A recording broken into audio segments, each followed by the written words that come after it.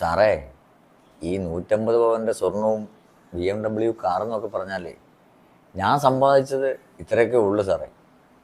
ഇനി അഥവാ ഇത് തരണമെന്ന് വെച്ചാൽ വെളിയിൽ നിന്ന് പലിശയ്ക്ക് പൈസ കടമെടുക്കണം.